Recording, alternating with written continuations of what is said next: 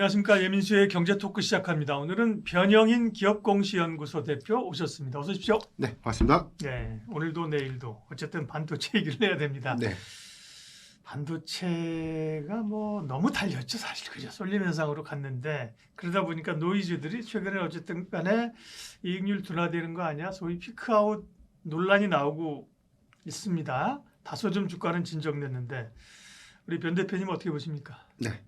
우선 뭐 메모리 기업들에 대한 노이즈가 그 이전까지만 하더라도 그 민감도는 그렇게 크진 않았는데 네, 이게 어떻게 보면 뭐 새롭게 양성됐던 이슈도 좀 아니었고 그동안 뭐 재차 피크아웃 논란 관련된 이슈는 그 이전부터 좀 지속됐던 측면들이 좀 있었는데 6월 한 중순 이후부터는 그런 논란 부분들이 조금 더 좀 가속화됐다. 그래서 7월 초 삼성전자 실적 발표를 기점으로 해서 네, 그 노이즈의 민감도가 오히려 이제 반도체 투톱의 수급을 더 흔들다 보니까 이게 전반적인 시장을 더 위축시키는 계기가 좀 되지 않았나라고 보고 있고요. 7월달 삼성전자, SK하이닉스의 이 수익률도 굉장히 좀 안 좋았습니다. 그 내용을 보면 어제 기준에서 삼성전자가 한 21.9% 정도 가격 하락을 했고요. SK하이닉스가 30.6% 정도 가격이 좀 밀렸는데 일단 뭐 이렇게 알고 있는 것처럼 삼성전자 이제 상당히 좀 경이로운 영업이익 실적을 좀 냈음에도 불구하고 이걸 좀 우리가 세론이라고 좀 보기에는 그러게요. 그 낙폭이 너무 과대했다. 그래서 이제 여기서 좀 재차 양성됐던 이슈들이 좀 있었고 이 부분이 일단 선별적으로는 좀 조정의 빌미가 좀 되면서 오히려 단일 종목 2배 레버리지 ETF 같은 쇼감마 영향 뭐 이런 것들도 오히려 수급 변동을 좀 키우면서 최근까지 주가 좀 밀리게 된 가장 큰 계기가 좀 되고 있지 않나라고 보십니다. 네, 이유는 뭐 여러 가지가 있었죠. 네, 여러 가지가 있었는데 몇 가지 말씀하셨습니다만 실제로 그러면 왜냐하면 이건 또 나올 것이거든요. 네네. 왜냐하면 작년에도 기억하시겠지만 AI 피크아웃 논쟁이 몇 차례 있었어요. 그렇죠. 그죠? 네.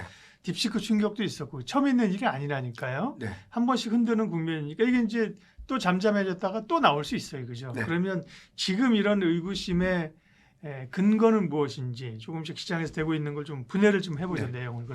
일단 세 가지 정도 노이즈를 좀 제가 복기를 좀 해보니까 네. 지금 세 가지 정도 아주 화두가 되는 것 같습니다. 음. 첫 번째가 아무래도 반도체 이제 피크와 관련된 노이즈. 네. 이게 4월과 5월달 수출이 더 좋았고 6월달도 좋았는데 이제 좀 퇴직자밖에 좋았잖아요. 없다 보니까 네. 반도체 수출 총량이 5월 대비해서는 좀 꺾였다. 아, 이걸 가지고 좀 문제를 좀 삼았죠. 가격이 오르니까 그만큼 클 거 아니에요. 그죠? 그렇죠. 근데 이제 수량으로 따지면 이게 그렇죠. 아니다. 이렇게. 그래서 우리가 언제부터 반도체를 전체 총량으로 좀 잰 것도 아니고 그렇죠. 이게 2차 전지 같은 예. 전체 출하 비중을 음.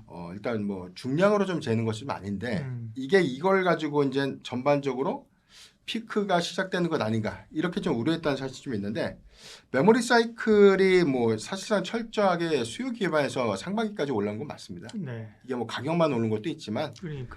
1분기와 2분기의 수출 데이터에서 전체 이 출하량 기준도 굉장히 좀 큰 폭의 증가세를 보였기 때문에 이건 월간 데이터 상에서도 증가폭이 좀 컸었고 그래서 지금 수요가 좀 둔화됐고 가격 상승이 끌고 왔던 사이클 기준은 아니다. 이 부분은 철저하게 이제 수요 중심의 매출 집중이 좀 반영시켰고 이게 레거시 부분과 뭐 어느 정도의 생산 부분들에 대한 어떤 이 편차가 좀 있다 보니까 믹스 효과를 좀 반영시키면 수출 총량에는 좀 변수가 좀 있을 수 있는 부분이 있고요.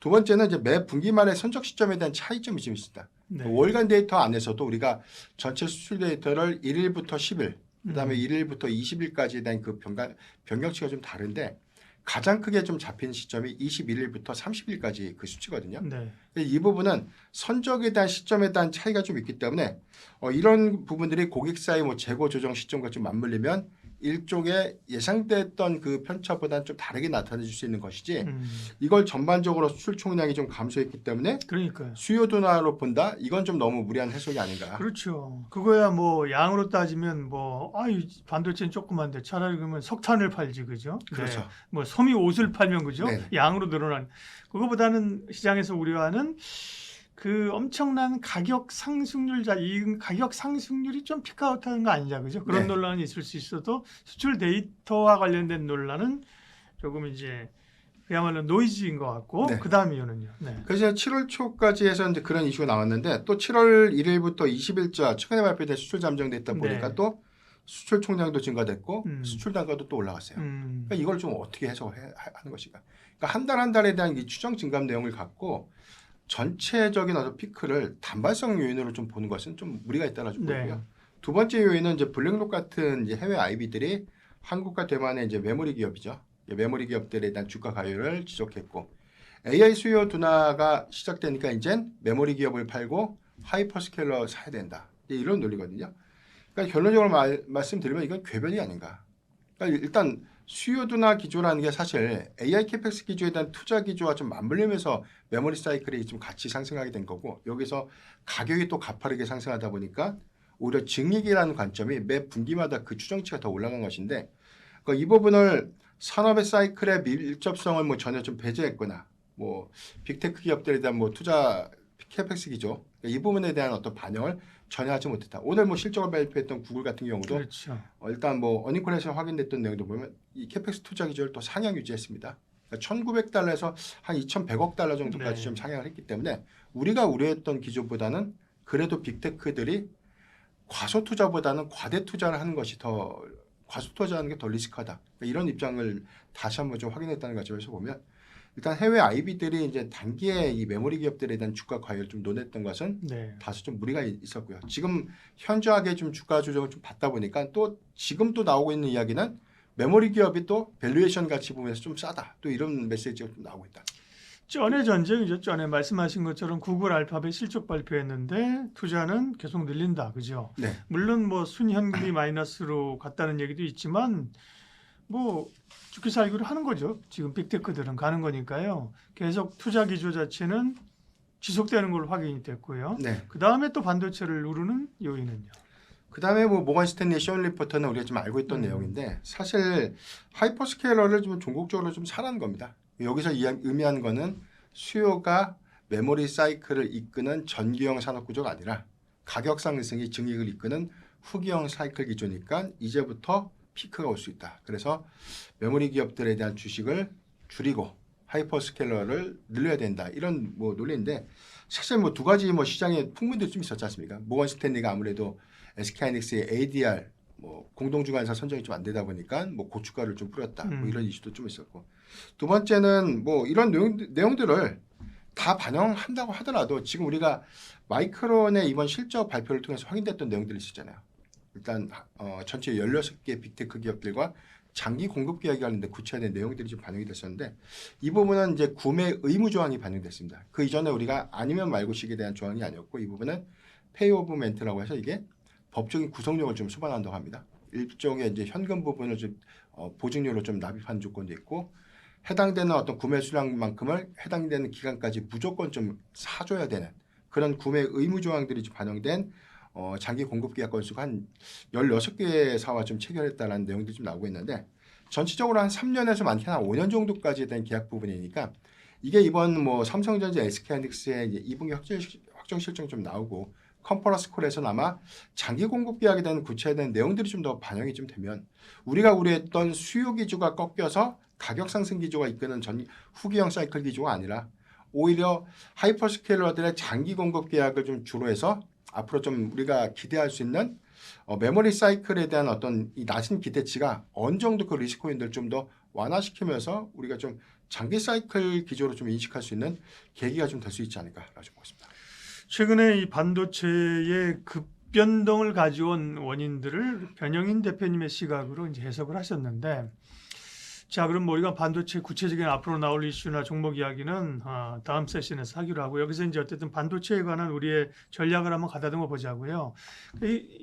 지난 작년에도 그랬고 올해도 그렇고 노이즈는 앞으로도 나올 거예요. 이 노이즈를 딛고 어쨌든 반도체 산업 AI는 크고 있는데 다만 이게 전과 같은 속도로 온리 반도체로 갈 수 있겠느냐, 그죠? 네. 이런 고민들은 있고 반도체가 꺾이고 뭐 AI가 끝난 건 아니지만, 그죠? 추세적 상승이지만 그런 속도의 그런 문제들이 있고 또 이제 투자자들이 이전에 고점들을 봤기 때문에 사실 그 근처에 올라가면 또 매물이 나올 거예요, 그죠?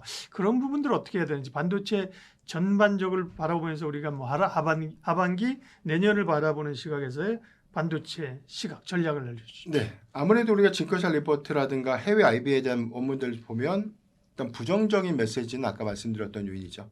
뭐 메모리 사이클에 대한 둔화 가능성 이 부분은 뭐 내년부터 캐펙스 투자 기조가 좀 보수적으로 좀 가다 보면 아무래도 그 수요 기조가 좀 꺾이지 않을까.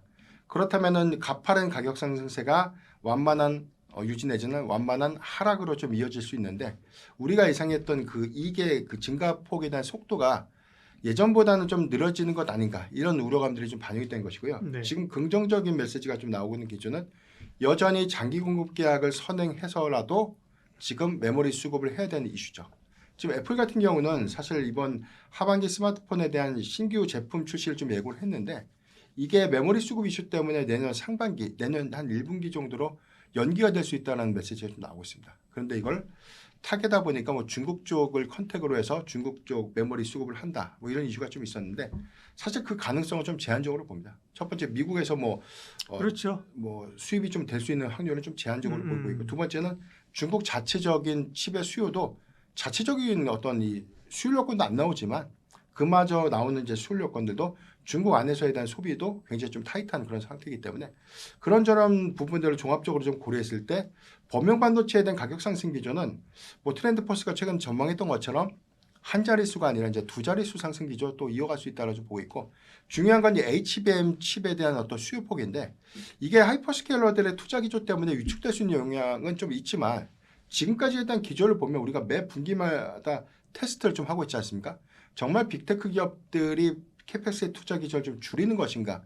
그러니까 이 관점에서 보면 최근 3분기를 복귀해 봤을 때 같은 질문이 재차 반복이 됐었는데 그때마다 투자 캐펙스 기조가 상향 유지가 좀 됐다는 겁니다. 그러니까 작년 하반기 정도에 나왔던 것도 2020년도 하반기에는 투자 캐펙스 기조가 좀 하향 유지될 수 있다. 이런 전망들이 좀 나왔는데 지금 구간에서도 그게 아니라는 것이죠. 그래서 저는 너무 과도한 우려를 좀 하고 있는 것은 아닌가라는 좀 생각이 있고요. 지금은 이제 훈련용 영역에서 초고 성능을 좀 반영시킬 수 있는 칩의 수요도 좀 중요하지만 추론 영역이라고 해서 그 영역 부분은 개별적인 AI 서비스 모델군들이 더 다각화되고 있는 측면들을 좀 고려할 때 저는 확장 기조를 좀 볼 것 같습니다. 그래서 지금의 증설 투자를 결정하게 된 가장 큰 계기가 저는 뭐 막연한 사이클에 대한 어떤 기대감들보다는 하이퍼스케일러들의 정말 어떤 수요와 장기 공급 계약을 좀 전제로 한 그런 부분들을 종합적으로 좀 환산해서 증설 투자의 계획도 반영시키면서 좀 가고 있지 않나라고 보고 있습니다. 종목별로 또 실적에 포커스를 맞춰서 얘기를 해보도록 하겠습니다. 결국은 뭐 이런 것들이 성장에 대한 뭐 의구심 이런 것도 있었지만 가격도 있었지만 이제 실적을 가지고 증명을 해야 되는데요. 네. SK 하이닉스는 29일 날 실적 발표를 하고 네. 삼성전자는 이제 본인 실적을 30일 날 발표해 네, 보죠. 맞습니다. 그래서 잠시 말씀하셨지만 지난번에 얘기한 삼성전자의 분기 그 잠정 실적도 나쁜 게 아니었단 말이에요. 그죠? 네. 근데 왜 투자자들은 거기에 실망을 한 걸까요? 거기서부터 실적 이야기를 좀 풀어가 보죠. 많은 투자자분들이 가장 의구심을 좀 갖고 있는 이유가 네. 삼성전자가 실적 발표를 했는데 주가 밀렸습니다. 예. 근데 거기서 밀린 게 아니라 그 시점부터 주가가 계속해서 재차 좀 하락을 좀 했는데 사실 우리가 삼성전자의 2분기 실적에 대한 내용들을 보면 일회성 비용 효과 때문에 컨센서스를 좀 하회할 것이다. 이런 전망들이 좀 나왔지 않습니까? 네.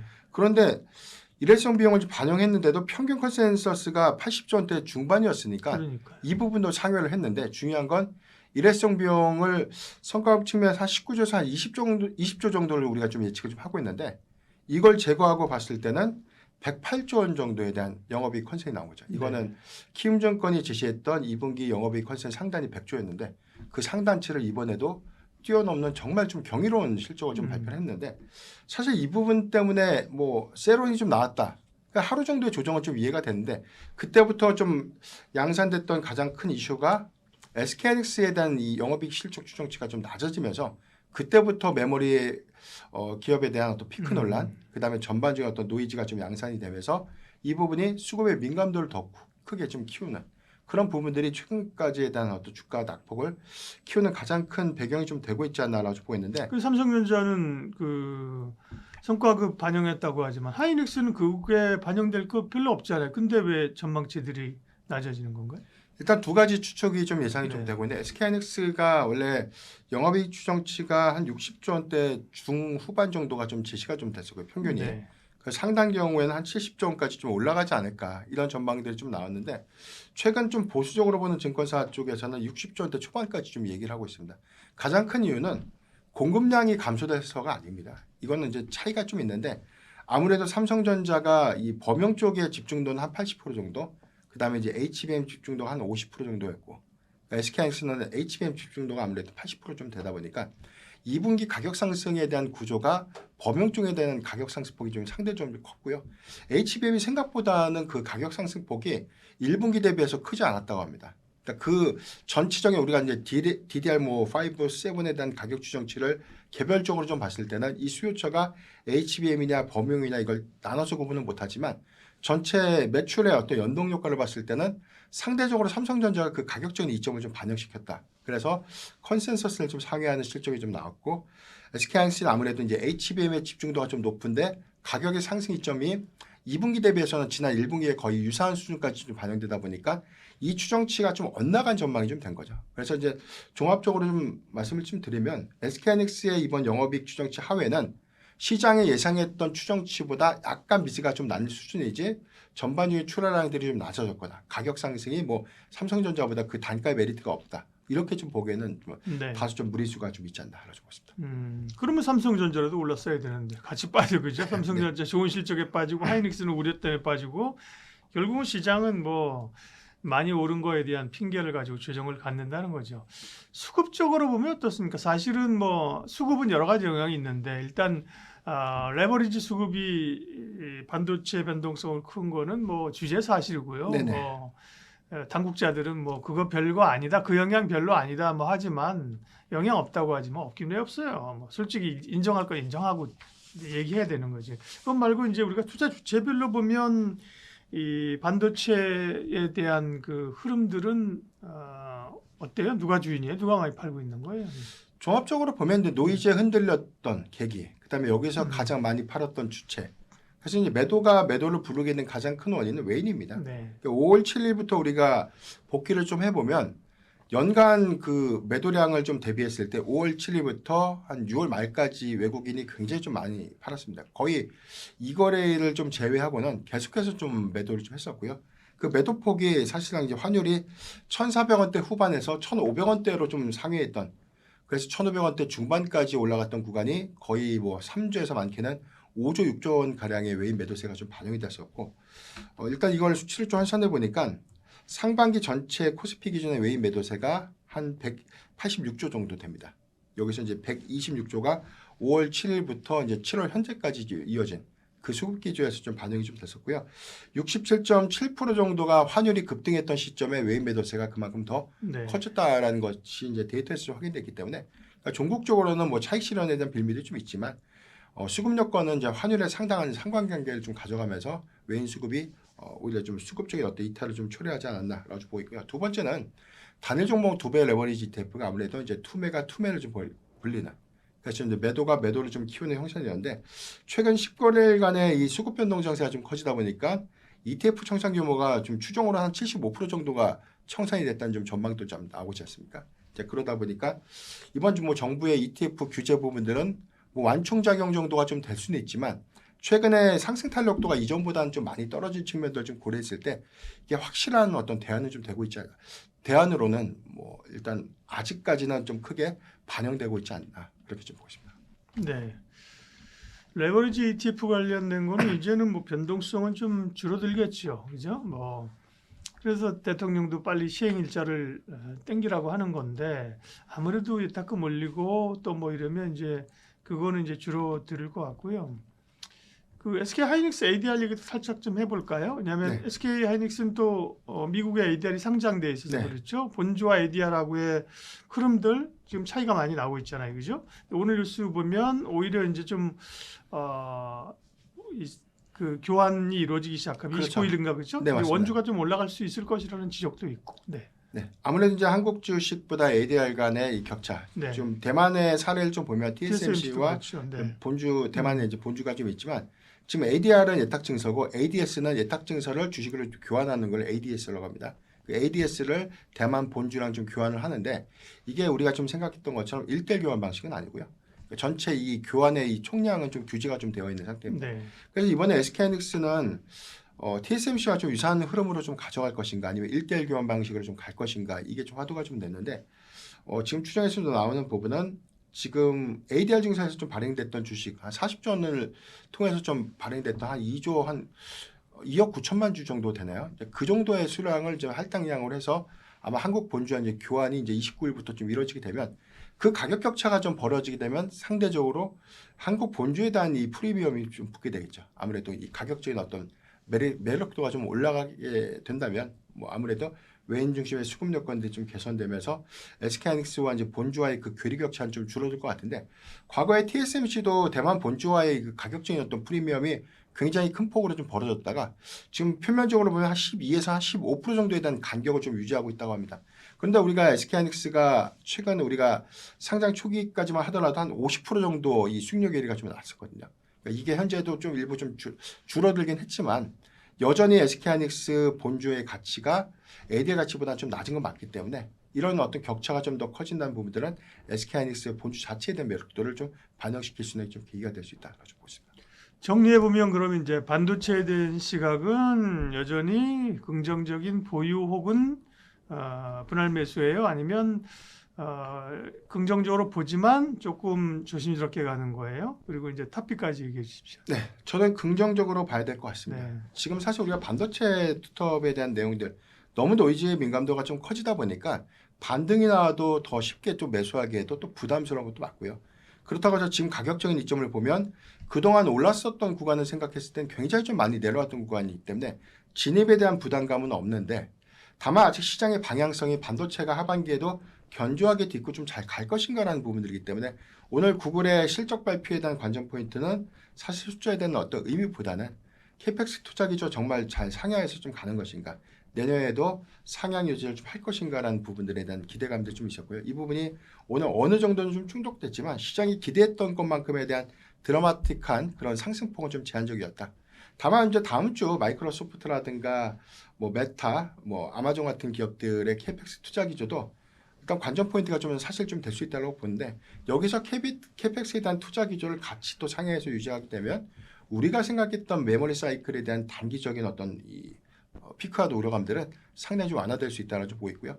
오히려 수급적인 어떤 반등 기점을 최근에 낮아진 주가 현황들 그리고 지금 환율이 좀 내리면서 외인의 수급 여건들이 좀 개선되면서 또 삼성전자, SK하이닉스의 외인 중심 수급도 상당히 좀 양호한 흐름으로 좀 이어가고 있기 때문에 이런 기조가 8월달 중순기쯤에서 보면 어느 정도 이전 고점들까지에 대한 탄력도는 아니겠지만 우리가 우려했던 바닥권에 대한 어떤 흐름들보다는 상방을 좀 유지할 수 있는 가능성이 높다고 보고 있고 탑픽은 좀 삼성전자 좀 봐야 될 것 같습니다. SK하이닉스는 아무래도 이제 2분기 실적에 대한 실적 기대치 하회에 대한 어떤 우려감들이 조금은 좀 남아 있고요. 반면에 이제 삼성전자의 경우에는 최근에 TSMC가 이제 파운드리 부분에 대한 단가 10% 정도 인상 협의를 하고 있죠.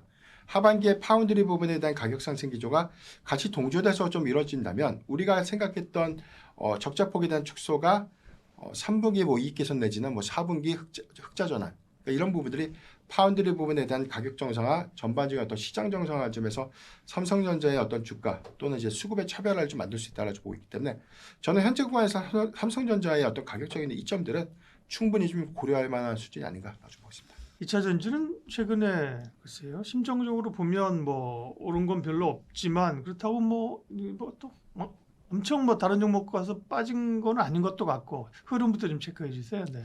냉정하게 보면 네. 제가 5월 달에도 사실 뭐 지수 수익률 계산해서 좀 많이 갖고 오고 있는데 네. 그 6월 달과 이제 7월 달 그 격차도 조금 더 크게 벌어진 측면들이 좀 있습니다. 그러니까 코스피와 코스닥의 네. 뭐 지수 양극화 부분, 뭐 수급 쏠림 때문에 주가 좀 밀렸다. 이 부분 좀 차치하더라도 6월달 개별적인 어떤 수출 데이터가 그래도 좀 양호한 측면들이 좀 있었는데 네. 그러니까 이런 부분들이 전혀 수급에 좀 반영되지 못했었고요. 코스피 지수의 일단 6월 1일부터 7월 현재까지의 수익률 지표 보니까 한 22.6% 정도가 좀 하회를 했는데 여기서 배터리셀 3사의 수익률이 삼성 SD가 거의 뭐 35.9포인트 정도 하락, LG 엔솔이 29.4% 정도. 오히려 SK이노베이션이 2.9% 상승을 했습니다. 그러니까 이거는 최근에 뭐 석유업황 회복에 관련된 어떤 기대 요인들, 네. 뭐 정제 마진에 관련된 이슈가 좀 나오면서 정유주들이 좀 강했습니다. 이제 이런 효과들이 선별적으로 어떤 수익률을 좀 나누게 된 희비로 좀 이어지지 않았나라고 보고 있고요. 코스피와 비교하면 뭐 2차 전지가 확실히 더 빠졌을 거고요. 근데 네. 코스닥도 많이 빠져요. 코스닥 지수하고 비교하면 어때요?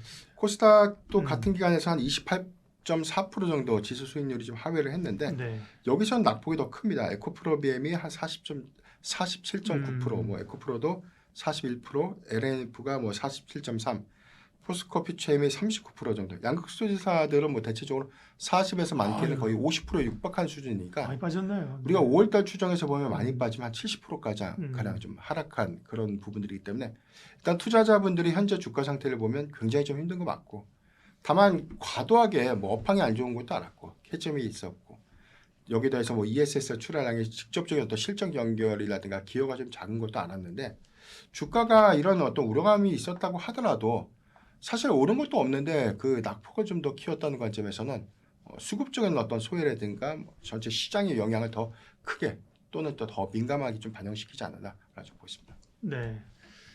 그러니까요. 말씀하신 것처럼 2차 전지만 빠졌느냐? 그건 아니고 그죠? 다 네. 같이 처음에는 반도체 아닌 게 빠졌고 나중에 반도체 빠지면서 다 같이 빠져버린 그런 형국인데요. 근데 2차 전지는 그럼에도 불구하고 기대감들이 있습니다. 특별히 ESS도 그렇고 이제 실적 발표하면서 실적에 대한 기대감이 있는 거죠. 예. 주목해야 될 포인트들은요. 네, 우리가 수출 데이터에 대한 내용 복기를 해보면 네. 4월 달에는 양극재 수출 데이터가 뭐 월간 데이터 기준에서도 증가가 됐고 전년 동기 대비해서도 좋았는데요. 5월 달 그다음에 이제 6월 달 경우에 그 출하폭들은 소폭 좀 낮아졌습니다. 다만 이제 수출 판가는 좀 올라가면서 이익 부분들은 어느 정도 좀 상쇄되지 않을까라는 좀 판단이 좀 들고 있고, 두 번째는 이제 전기차 배터리 출하량인데 이게 4월 달은 안 좋았는데 5월과 또 6월 데이터가 좀 좋았습니다. 네. 근데 우리가 좀 체감하는 전기차 판매량이나 수치를 좀 보면 큰 폭의 증가세는 좀 아니었는데, 오늘 발표된 테슬라 실적에 대한 인도량을 좀 복귀해서 좀 보면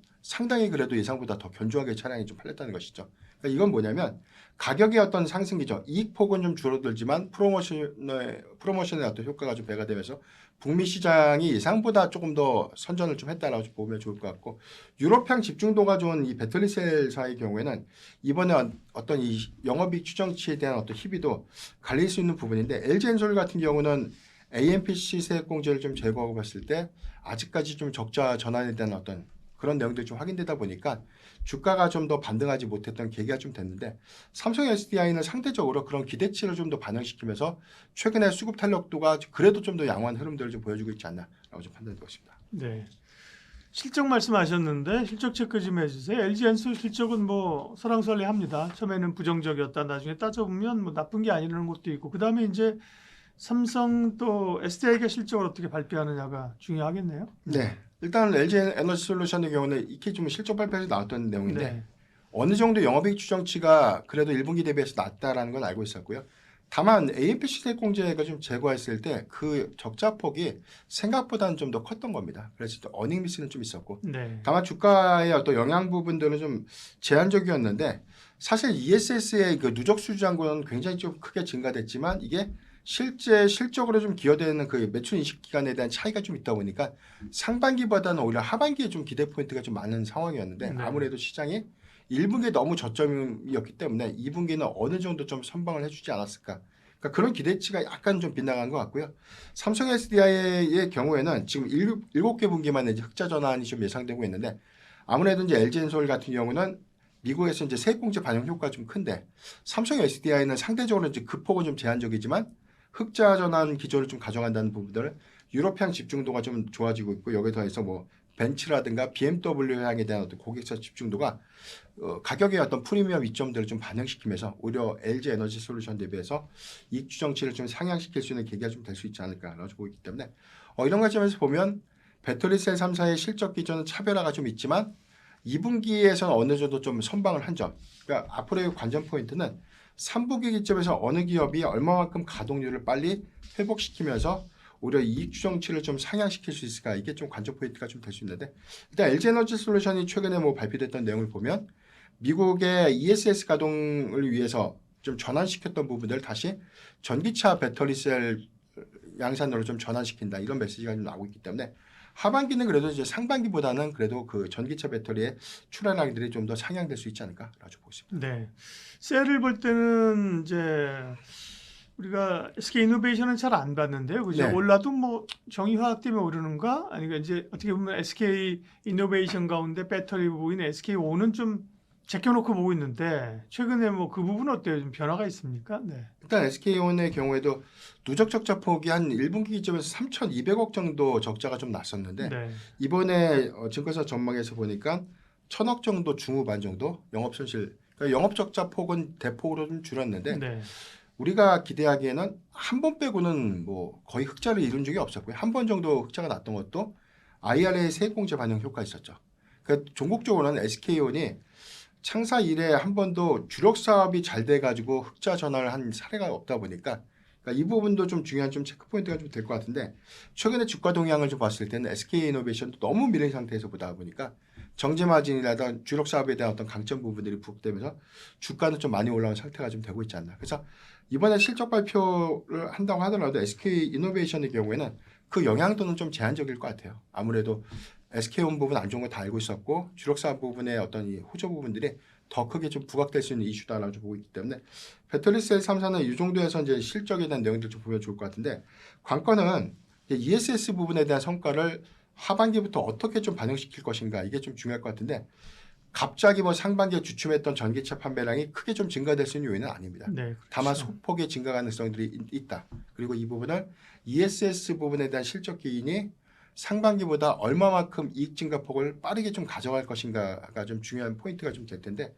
일단 LG 에너지 솔루션이 그런 관점에서 보면 3분기에 추정되는 영업이익 추정치는 세액공제액을 좀 제외하더라도 흑자 전환 가능성이 좀 매우 높다라고 볼 수 있겠고요.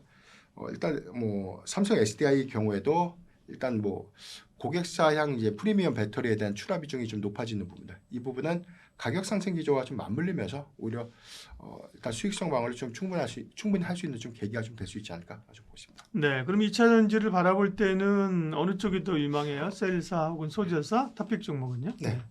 일단 세사를 좀 봐야 될 것 같고요. 음. 지금 아무래도 양극 소재사들의 경우에는 에코프리비엠도 뭐 주주배정 유상증자를 좀 추진하고 있는 과정이다 보니까 수급 여건들이 다 같이 좋게 좀 개선되기에는 좀 힘들다. 다만 셀사는 단기적인 낙폭이 좀 컸다는 측면들이 좀 있었고 이 부분은 이번에 개별적인 어떤 실적 발표를 통해서 하반기 전략들이 좀 달라지면 이 부분에 대한 수혜를 좀 주목해봐야 될 것 같은데 최근에 신재생 에너지 쪽이 굉장히 주가도 좋고 연속해서 수급이 좀 잘 반영되고 있거든요.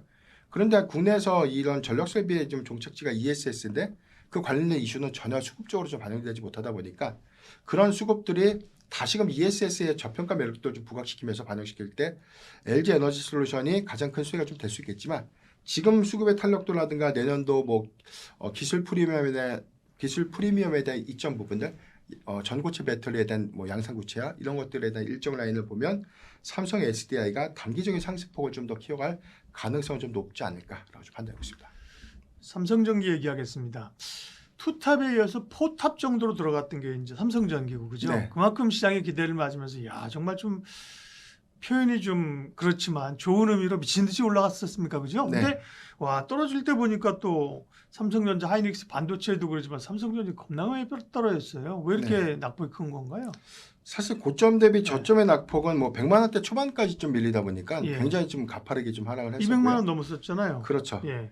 최근 기조를 보면 그래도 한 2거래일 정도는 견조한 수급이 좀 잘 붙고 있지 않나. 우리 반도체 톱보다는 견조한 수급이 그래도 한 2거래일 정도는 좀 잘 붙어주고 있다라고 보고 있는데 7월달 한 달의 수익률만 보더라도 38.9% 정도가 단기적으로 좀 급락 반영을 좀 했죠. 네. 대체적으로 아까 우리가 6월달 기점에서 상승폭은 한 20에서 30% 정도 반영됐던 게 시총 상위단 종목들이었는데 삼성전기는 오히려 이제 7월달 한 달의 낙폭이 굉장히 좀 컸습니다. 23년제 기준에서 보면 거의 40%에 육박한 수준에 대한 주가 변동폭이 이번 달에만 좀 반영이 됐었고요. 너무 이제 조정폭이 좀 깊다 보니까 소폭의 반등도 조금 더 이 반도체 투톱에 비해서는 좀 더 양호한 흐름을 좀 보여주고 있는데 사실 고점에서 낙폭이 좀 가장 크게 좀 반영됐던 부분들은 6월 달부터 이제 수급 기조가 좀 안 좋았죠. 그러니까 개별 ETF의 리밸런싱 영향을 지금 가장 크게 받았던 종목이 또 삼성전기였고요. 네. 6월달 중순 이후부터에 대한 시점을 보면 오히려 전체적인 시장에 밀렸는데 삼성전기가 그래도 한 180만 원대를 좀 탄탄하게 유지를 하면서 좀 견조하게 좀 잘 버텨진 측면들이 좀 있었거든요. 그런데 이게 7월 기점에서 더 밀리다 보니까 이 부분에 대한 가장 큰 영향이 좀 됐던 거는 개인 중심, 그 다음에 이제 이 부분도 리밸런싱에 대한 어떤 차익 심리 여파도 저는 뭐 7월에도 좀 상당한 좀 영향을 좀 끼치지 않았나라고 보고 있는데 수급 기조는 오히려 7월달 기점에서 외국인이 더 많이 사고 있습니다. 외인가 기관이 한 1조 8천억 정도 좀 매수를 좀 하고 있는데 그러니까 수급 기조는 7월 들어서 좀 양호한 흐름들을 좀 보여주고 있지만 전체 낙폭에 대한 괴리는 그래도 단일 종목에서는 삼성전기가 7월 한 달 종목에서는 가장 크지 않았나라고 좀 보십니다. 네. 말씀하신 것처럼 증권사에서는 여전히 긍정적인 시각이에요. 그죠? 300만 원 정도 목표가를 제시를 하고 있고 수급적 요인에 의해서 떨어졌다고 하면 그러면 이제 본업을 봐야 될 텐데 이제 2분기 실적 발표하겠죠. 실적 추정치. 그리고 오늘은 또 공급 계약 소식도 있었어요. 실적 체크를 해 주십시오. 네. 2분기 실적에 대한 기대치는 뭐 익히 알고 있는 것처럼 굉장히 높습니다. 왜냐하면 MLCC 가격 상승이 1분기에 이루어졌는데 실질적인 어떤 가격 부분은 2분기에 좀 반영이 되는 것이기 때문에 아마 1분기에 반영되지 못했던 수치까지 반영이 되면 그 추정치가 한 25에서 35% 정도 증가될 수 있는 요인이고요. 최근에 또 메모리 사이클에 대한 노이즈가 좀 같이 부각되다 보니까 기판도 같은 부분에 대해서 영향을 좀 받았는데 냉정하게는 좀 다르게 좀 봐야 될 것 같아요. 메모리 사이클은 이제 빅테크 기업들에 대한 캐펙스 투자기 좀 영향을 받는 건 맞지만 물론 좀 기판도 사실 하이파워 스케일러들의 양산 규모에 따라 영향을 좀 받고 있지만 이 부분은 칩이 아니라 AI 가속기죠. 그러니까 자체 칩에 대한 전환율들이 좀 높다 보니까 빅테크 기업들의 수요가 초정밀 기판으로 좀 몰리게 된 겁니다. 그래서 2분기에는 원래 계절적인 비수기 효과인데 거의 대체적인 어떤 기판 기업들이 풀캐파 수준까지 가동을 좀 상향하고 있고 지금 초정밀 기판 쪽에는 뭐 FC, BGA 기판의 경우에는 없어서 못 파는 지금 형국인데 3분기 기점에서 보면 또 메모리 모듈 기판도 쇼티지 우려가 좀 현실화가 좀 되고 있죠. 그래서 뭐 대덕전자 같은 중소형 기판주도 지금 증설 투자를 5월 달부터 좀 검토를 좀 하면서 공시에서 좀 발표를 좀 했는데 이 기점에서 초정밀 기판 수요는 더 타이트하다 보니까 이번 뭐 가격 상승 기조가 더 이끌어갈 수 있는 부분은 있다라고 좀 보고 있는데 최근에 뭐 나왔던 노이즈 중에 하나가 또 고객사가 초정밀 기판 쪽에 단가 인하를 좀 요구했다. 그러니까 이 부분이 좀 조정의 빌미가 되면서 주가가 밀렸어요.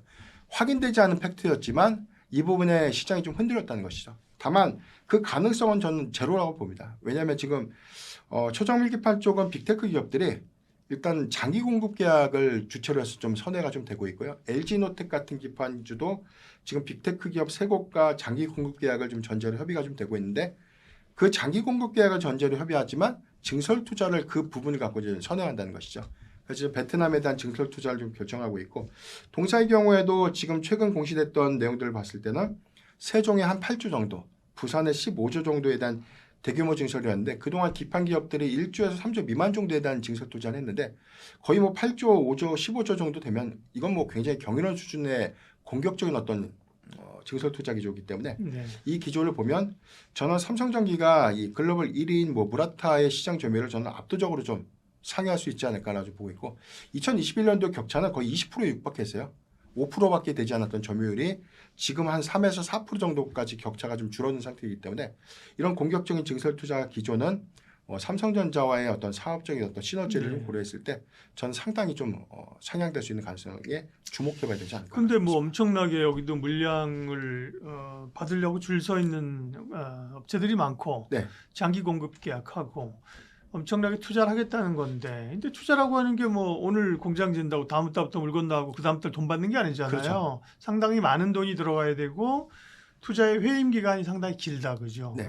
그런 그 사이에 예를 들면 뭐 업황이 꺾인다거나 그죠. 네. 그럴 우려는 크지 않습니까? 사실 기판주가 한 1년 전까지만 하더라도 굉장히 좀 그 수요가 좀 따라주지 못하면서 재고가 좀 많이 남았었죠. 이 네. 부분은 사실 2022년도에 공격적인 증설이 같이 병행해서 좀 이루어졌습니다. 이 부분은 뭐 삼성전기라든가 뭐 대덕전자 같은 뭐 국내 기판주를 좀 논의를 하더라도 외국계 기판 기업들도 같은 시점에 이제 증설 투자가 좀 이루어졌는데 최근에는 그 증설 투자의 규모나 속도가 더 빨라진 거죠. 지금 일본의 뭐 무라타라든가 뭐 대만 이비덴 유니마이크론 같은 그런 기업들의 경우에는 MLCC라든가 뭐 초정밀 기판에 대한 투자가 이미 4분기 그리고 1분기에 증설 투자 계획을 좀 발표를 했었고요. 국내 경우에는 좀 다소 보수적으로 좀 제시됐던 게 아무래도 2023년도에 준공을 좀 하다 보니까 이제 막 램프업이 돼서 이제 수주 물량들이 좀 가게 되는 상황이었고 2분기 시점에서 이제 풀캐파가 좀 되다 보니까 초정밀 기판 쪽에 증설 투자는 필요한데 이걸 정말 해도 되는 것인가라는 의문들이 좀 있었던 것이죠. 그런데 이게 빅테크 기업들의 장기 공급 계약과 좀 맞물리면서 법적 구속력을 좀 수반하다 보니까 오히려 초정밀 기판 쪽에 대한 증설 투자는 조금 더 좀 보수적 기조에서 좀 완화적 기조로 좀 바뀐 것이 좀 사실이고 메모리 모듈 쪽에 대한 기판은 중성주 단에서는 좀 투자가 좀 이루어지고 있는 형국인데 지금 대형 기판주의 경우에는 메모리 모듈 쪽에 대한 이 증설 기조는 좀 약간 보수적인 스탠스를 좀 유지하고 있지 않나. 다만 이게 3분기 기조에서도 가격 상승 기조를 좀 이끌면서 오히려 쇼티지가 좀 더 장기화될 수 있는 이 부분도 역시나 장기 공급 계약을 좀 선회로 해서 또는 전제로 해서 이 구매 의무 항목을 좀 반영시켜서 이렇게 좀 이어질 수 있다면 저는 메모리 모듈 기판 쪽까지에 대한 증설은 충분히 좀 검토가 좀 될 수 있지 않을까라고 보고 있습니다. 급락했던 삼성전기에 대해서 이제 본업 가치 투자와 글로벌 경쟁력으로 봤을 때 변영민 대표님은 좋게 평가하셨어요. 그러면 이제 가격 전략을 마지막으로 세워보죠. 다만 단기에 너무 사실 가파르게 조정을 받았다 그죠? 위에 뭐 최고점 아니더라도 뭐 윗꼬리를 좀 끊어내더라도 한 220만 원 선에서 110만 원까지 빠졌단 말이에요. 그죠? 맞습니다. 지금 140만 원 정도 올라왔는데 이거를 사실은 V자로 꺾어서 다시 200만 원, 220만 원 단기에 그죠? 장기적으로는 300만 원 목표가 나와 있는데 단기적으로는 좀 쉽지 않지 않아요? 어떻게 가격 전략을? 네. 그래서 저는 중요한 게 이번 실적이 좀 중요할 것 같습니다. 예. 실적의 추정치가 너무 높았고 이것 때문에 사실 300만 원까지 터치하게 된 거는 기판에 대한 어떤 기대감들, 그다음에 수요, 그다음에 이제 업황 사이클이 장기화될 수 있다. 이 전제 때문에 지금 간 건 맞는데 지금의 수급 기조는 메모리 사이클도 정말 경이로운 숫자가 나왔는데도 불구하고 꺾여 있는 상태. 네. 기판도 사실 숫자로 좀 증명해야 할 수 있는 부분들 좀 좋지만 정말로 이게 2분기에만 반짝 상승이 있는지 아니면 2029년도, 2030년도까지 그 영업이익 추정치에 대한 기점이 더 증가될 수 있는지 여지를 좀 봐야 될 것 같은데 한 가지 좀 비교할 수 있는 종목은 LG노텍을 좀 제가 말씀드렸던 이유가 네. 지금 기판 부분에서 연간 한 2,500억 정도 매출이 좀 나오고 있습니다. 근데 2029년도 목표액을 2조 5천억 정도 보고 있는 것이죠. 그러니까 증설 투자의 규모를 지금 한 3등 정도 되는 업체인 LG노텍이 그 정도의 목표량을 좀 갖고 가고 있는데 삼성전기의 외형을 좀 고려해 보면 저는 그 추정치를 4배 이상 정도는 봐야 되지 않을까라고 보이기 때문에 그래서 저는 초정밀 기판 쪽과 MLCC는 좀 별개로 좀 봐야 되는 이슈는 맞지만 초정밀 기판 쪽의 수요는 예상보다 AI 가속기는 사실 추론형 모델에 더 고도의 좀 밀접적인 어떤 역할을 좀 하고 있기 때문에 만약에 전반적인 컴퓨팅의 성능을 어느 정도 유지를 좀 한다.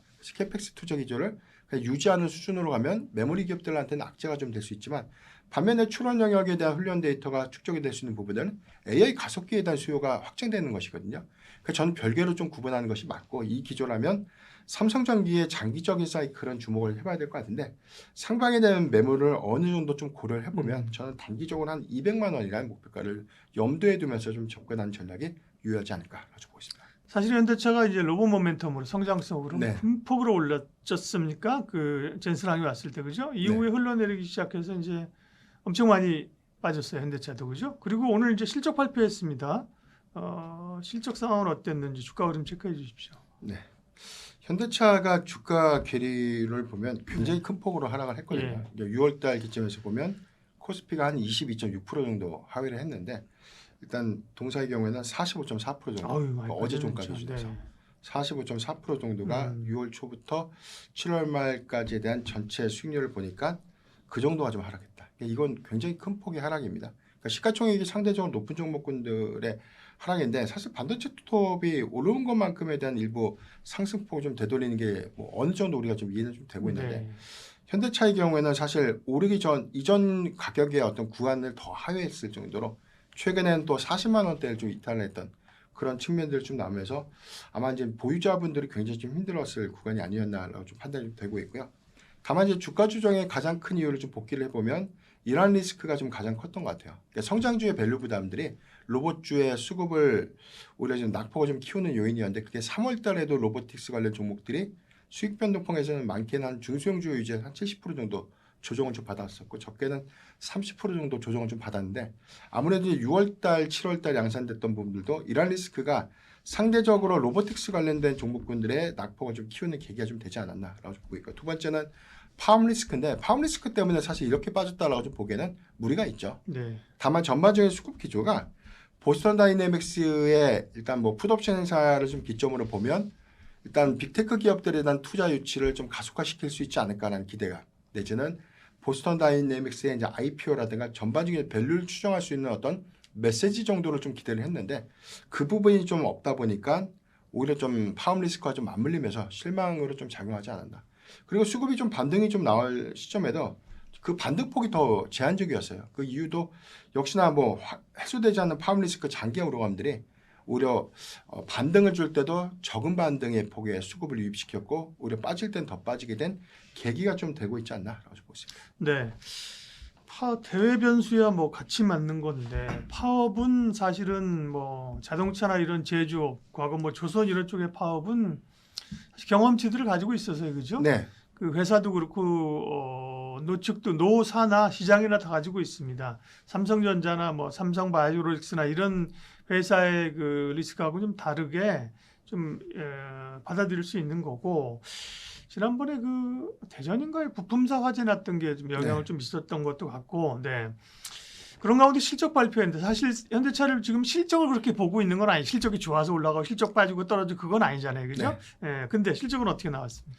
오늘 실적 발표된 게 지금 영업이익 추정치가 2조 3조 한 200억 정도가 컨센이었습니다. 평균 네. 컨센. 지금 확정된 실적이 2조 8천억 정도였는데 음. 일단 시장이 좀 낮아졌던 기대치가 일단 컨센 대비해서 한 10% 정도 빠지지 않을까라고 했는데 지금 실질적으로 이 컨센 대비해서에 대한 이 하회는 한 6% 정도니까 예상보다 실적은 그래도 좀 견조했다라고 좀 보는 게 전 명확할 것 같습니다.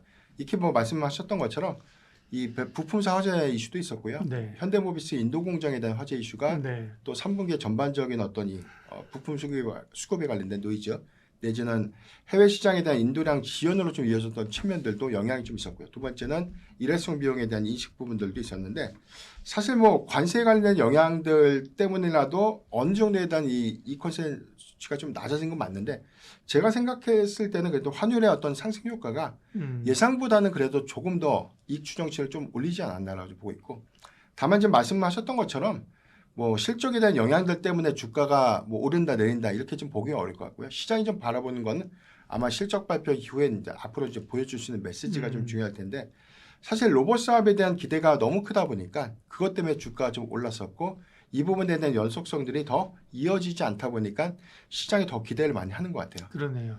다만 우리가 최근에 이 로봇주들 반등이 좀 나왔을 때 현대차 그룹주 특히나 뭐 현대차의 반등폭은 좀 미미했는데 그건 앞서 말씀드렸던 것처럼 파업 리스크가 있다 보니까 네. 다른 로봇주가 그만큼의 큰 폭의 반등이 나왔을 때 현대차의 반등폭은 좀 제한적이지 않았나. 그리고 로봇 뭐 하루 이틀 올랐던 것은 사실 로봇에 대한 성장성 글로벌이 아니라 뭐 삼성전자가 그죠? 그 그렇죠. 로봇 관련된 부분을 사업부 격상시키면서 그것 때문에 올랐던 거니까 이 로봇 전체를 끌어올린 거는 이제 아니었고요.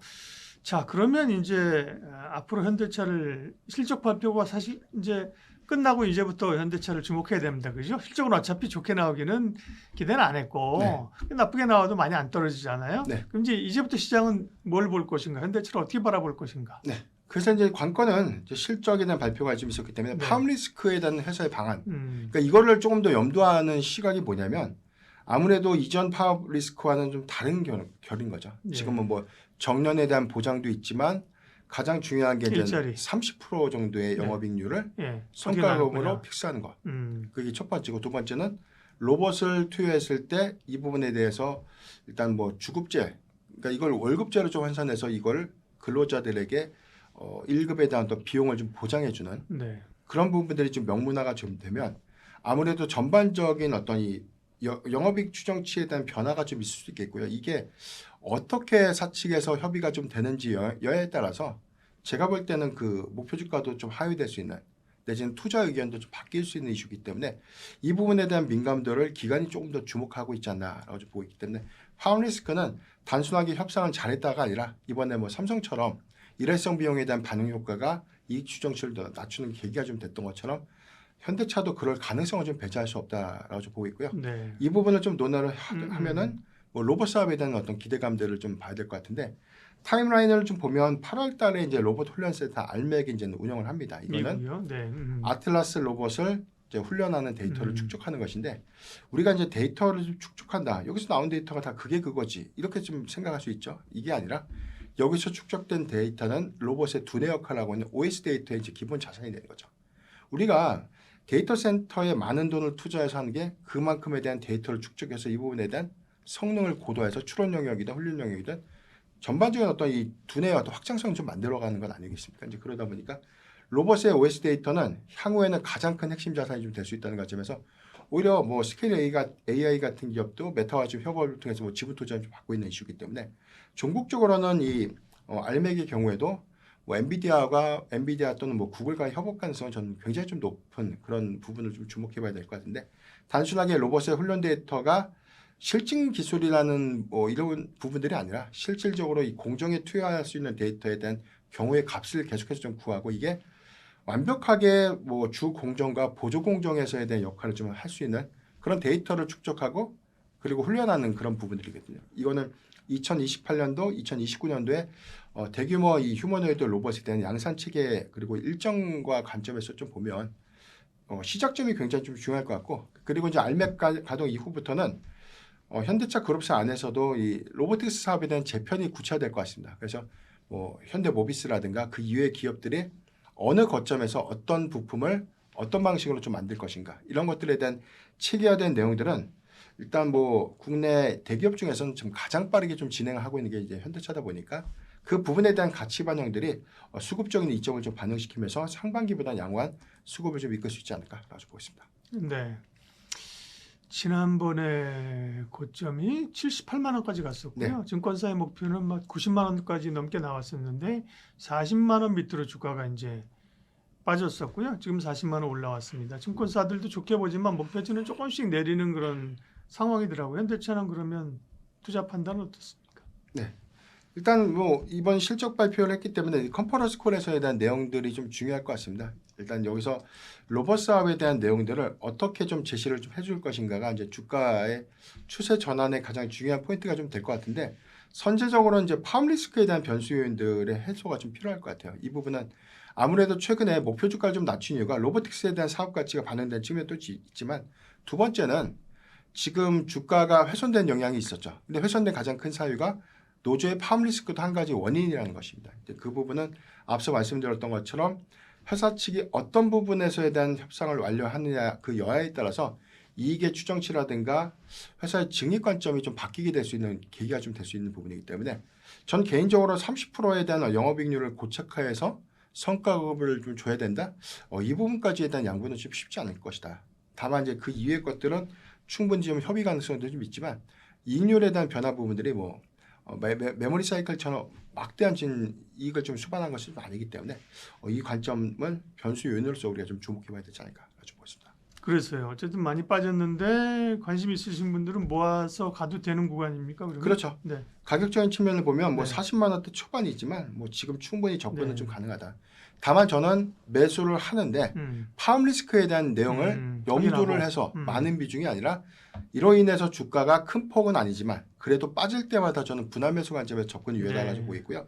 전체적으로 뭐 분기 배당에 대한 효과도 좀 좋고 그다음에 이익률이 뭐 큰 폭에서에 대한 감소도 아니고 큰 폭의 증가세는 아니지만 로보틱스에 대한 사업 가치 부분들은 현재 주가에는 전혀 반영되지 않았다. 그래서 저는 잠재적인 요소에서는 로보틱스 사업에 대한 가치가 정상화되는 구간까지에 대한 밸류 평가는 우리가 좀 주목해봐야 되지 않을까 네. 판단하고 있습니다.